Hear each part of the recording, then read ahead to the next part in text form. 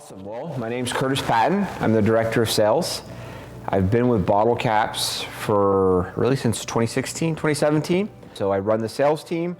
By sales, what we mean is new store sales, so bringing on the new stores to Bottlecapps, which is really our bloodline, right? So we have a lot of other supplemental sales we do, like programming, affiliate marketing, and things like that. But none of them would exist if we didn't have any actual liquor stores on our platform. So that's what my team does. We bring in the new stores, and we bring in a lot of them every month. So Bottlecapps' mission is to really be a full 360 solution for a liquor store. What I mean by that is to really take care of all of their digital needs. As everyone knows, since really before the pandemic, but the pandemic kind of accelerated the process, is everything's going digital now, right? Whether that be a website that's shoppable, having a mobile app, having digital signage in your store, being able to keep you up with your in-store inventory wherever you are. Everything's going digital, right? And it's just not the liquor space, it's really every vertical you can think of, digital, digital, digital. Simpler, quicker, faster, that's where things are going. And Bottlecapps' mission is to be a 360, a full solution for a liquor retailer to do that.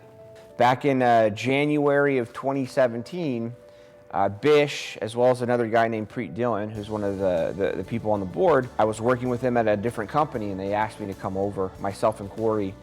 And it was a really different opportunity for me. It was really corporate.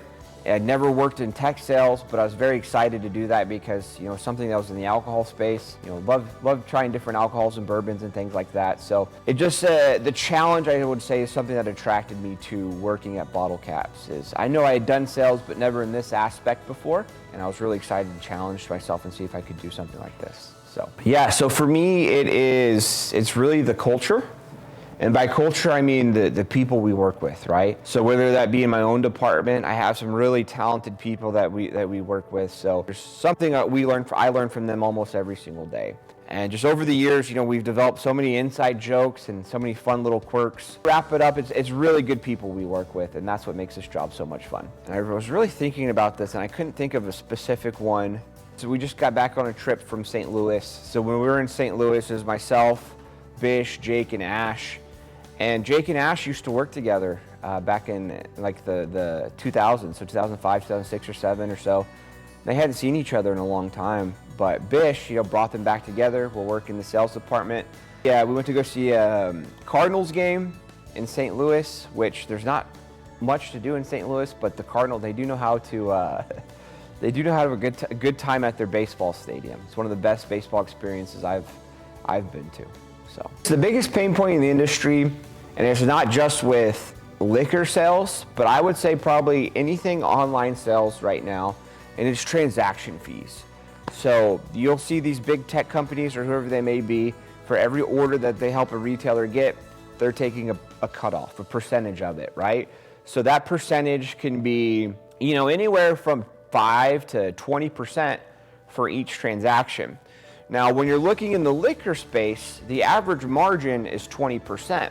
So if an online platform or a marketplace is charging 15%, the liquor retailer's not making any money off of that, or hardly any profit, if you will. They're driving revenue, but not getting profit, right? And so what our sales department does is we sell a flat fee model. So unlimited orders, they can get as many orders as they want, and it'll still be the same fee that they pay to us every single month. It's kind of like when you fly first class versus flying Spirit Airlines, if you will, right? Spirit Airlines will charge you for everything, nickel and dime you, if you will, whereas Bottlecapps is a first class solution. So you get everything we have for a monthly fee, no transaction fees.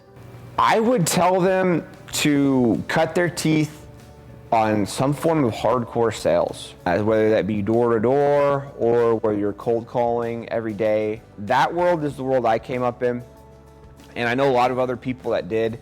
And once you get to kind of a setting where there's a little more corporateness to it, it's really, I don't want to say it's easy, it's not, but you've kind of been through a lot of trials and tribulations. You cut your teeth, right? It made you tough, made you who you are.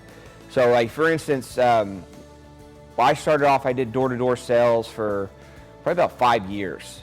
And really that teaches you so many things. You get doors slammed in your face, you get guns pulled on you, but the most important thing it teaches you is not only the sales skills, but how to be mentally tough, right?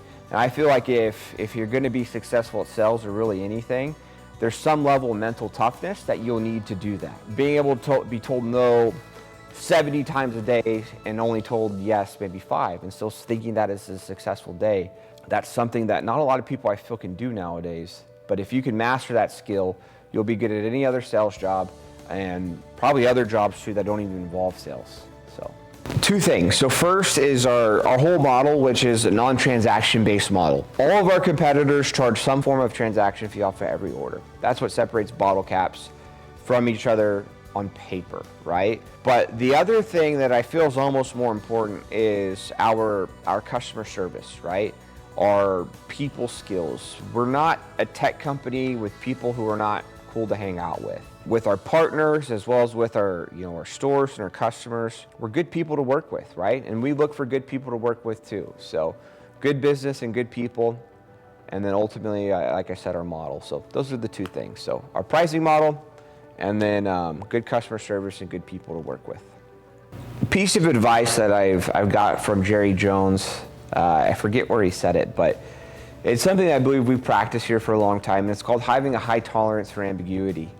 And that's something we've done always. I feel like we've always done it, and it really came to light in March of 2020, right? So in March of 2020, things were going well up to that point for Bottlecapps. We've been bringing on a lot of stores, they were starting to get orders, and the market was really starting to adapt to buying online for alcohol. Alcohol is about 5 years behind, the rest of the Uber Eats, the restaurants and things like that we're selling online. Then all of a sudden, we had this pandemic that happened. It went from us being, having a demo or 2 a day, both me and Tim were the only people working at that time, to us having 7 or 8 every single day. We were working from 7 in the morning to 7 at night.